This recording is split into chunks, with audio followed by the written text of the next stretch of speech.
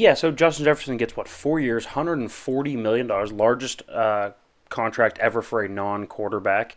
35 million roughly a year. I don't know exactly what it breaks down to, whether it's front loaded, back loaded, whatever. It doesn't really matter for a wide receiver as much as it does like a quarterback or something. But there's two camps, I guess we'll say, affected by this, and that includes a lot of people. But one would be the Vikings, right? What does this mean for the Vikings? Well, two things. They're really good left tackle, Christian Darrisaw. He's going to need paid next summer at this time, right? So you're going to have another big contract coming, but you're not paying your quarterback anything, right? JJ McCarthy, first round pick, will be making, I don't know, what is it, like $8 million for the next 4 years? Not even that, I don't think. Sam Darnold's on like a 1 year, $10 million deal, I think, something around that. So they're not paying their quarterback position anything. They're obviously saying, hey, we're going to go big on offense here. The defense is pretty cheap. Danielle Hunter's gone. He was their most expensive player last year from a defensive standpoint. He's gone. They went out and got like one edge rusher. But they're basically saying, hey, we're going to really go in on offense. But what this means for J.J. McCarthy is whenever you play, you have to be good. He has to be good instantly. Like, really good ASAP. Right, so say he sits the first, I don't know, we'll call it 8 weeks of the year, right? He plays about half of his first year. I think they'll give him his first year to be like, okay, we'll figure some stuff out. You don't have to be great year one. By year two, he has to be full-fledged, top 15 starting quarterback in the NFL. Right, because they basically said, hey, our window to win is rookie contract J.J. McCarthy. And that may be true, but he's got to be good right now, ASAP, ready to lead them to a Super Bowl level thing, or everybody's getting fired. They have the next 4 years. If they don't make it a substantial playoff run, Kevin O'Connell's looking for work. The GM's looking for work. Jefferson's moved on. They're going to strip it all down in 3 or 4 years if this doesn't work out. Right, so because they're going to go all in on Jefferson with the money, they're going to pay Christian Darrisaw a ton of money next offseason. He has to be good, really, really good, really quickly. That's the reality situation for most of these rookie quarterbacks, though. Same thing with Caleb Williams. Now, granted, he's going to get a longer runway because he's generational. Well, at least I think so. He's my guy.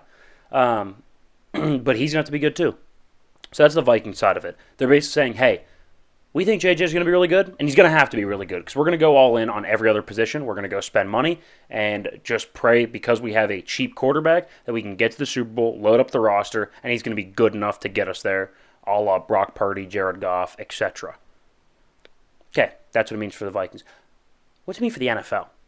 Right, because Jalen Waddle goes and gets paid. Tyreek Hill's making $30 million. Devontae Smith just got paid. A.J. Brown's making up there near around $30 million. And now Justin Jefferson comes in, resets it at 35. You still have CeeDee Lamb that needs to re-sign. He'll probably be somewhere close to 35. Brandon Ayuk still needs to sign. He'll probably be a little bit less than 35, probably closer to 30, but he'll be in that general range. And we talked about it today. I'm not sure that's a recipe to win Super Bowls. And you're like, well, how can you it's an offensive league. You have to have a weapon, right, to go win Super Bowls. And now that is true. And I challenged you to find it, and I couldn't find it. Who is the last Super Bowl winner to have a star wide receiver on the outside? I guess, just a star. Their number one target is an outside wide receiver. And now many of you listening would be like, well, the Rams won it. Cooper Kupp's like a stud. He set records that year. Cooper Kupp is mostly in the slot, an over-the-middle target, a third-down target. Well, the Chiefs with Tyreek Hill. Yeah, you could argue that. That's one I'll listen to, but then I would also counter Travis Kelce over the middle. Right? They had an over-the-middle target, and a damn good one at that. Go back, Tom Brady, a bunch of Julian Edelmans, Rob Gronkowski's, Danny Amendola's over the middle. You know, the only time he had a dominant outside wide receiver, Randy Moss. They didn't win a Super Bowl. No, they set a bunch of records and then lost to Eli Manning. So, I don't know if the recipe is to go pay $35 million for an outside target when we have no precedent that actually leads to winning championships. All your Cooper Kupps, your Edelmans, your Gronkowskis over the middle, your Travis Kelce's. that's what wins in the league. I'm not sure that outside receivers are actually that valuable to winning playoff games and winning Super Bowls. Maybe I'm crazy. Right now, let's put it in the local market. A lot of people from Pittsburgh listen. Would you want to pay George Pickens right now anywhere close to $35 million? God, no. Who would you rather pay first? Now, they're going to be different numbers because they're different positions and it's a different market. Who would you rather pay top of the market to? Pat Freiermuth or George Pickens? No, that's a tough one. I would probably lean towards... I think there's more special in George Pickens. I think if you lock him down for the long term, that's what I would rather have. But I see what you mean here, where you're trying to go with this. I would go Muth. To me, it's not even... Let's go hot take. I don't think George Pickens is on the Steelers to start, not this year, but next year. I don't think he makes it past this year. I think if there's a semblance of a good offense with a good quarterback, that he'll at least be happy. No, but you just said it, with a good quarterback. Yeah.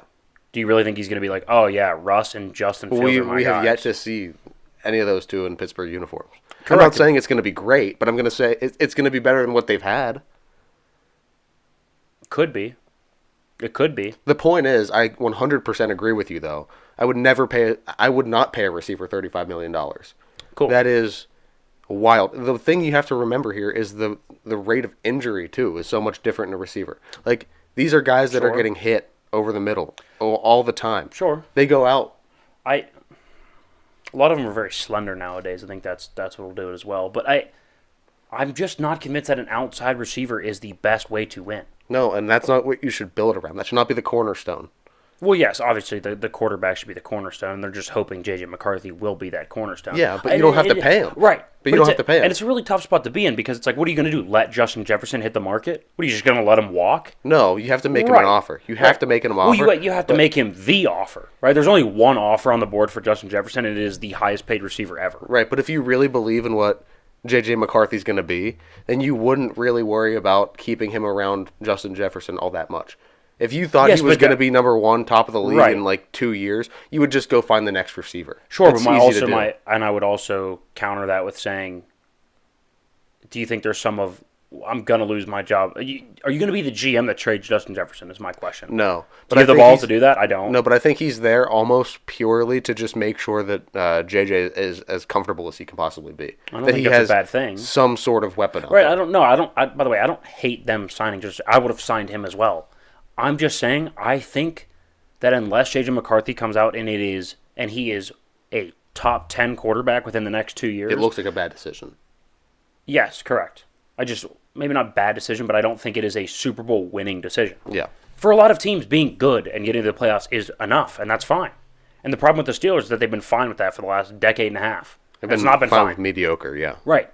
Exactly. And so, like, the Vikings are going to be good. They're going to be entertaining for the next 4 to 5 years. Okay, that's good for them. I don't think it puts them... in fact, I would say it takes them out of the Super Bowl bubble for the next 4 years. Yeah. I don't know. I'm not sure how much I trust J.J. McCarthy in that sense either. You know what I mean? Well, we're not McCarthy fans. So I don't view him as a very good prospect. He's fine. I think a lot of things will come to light when the season starts. Cool. Either way.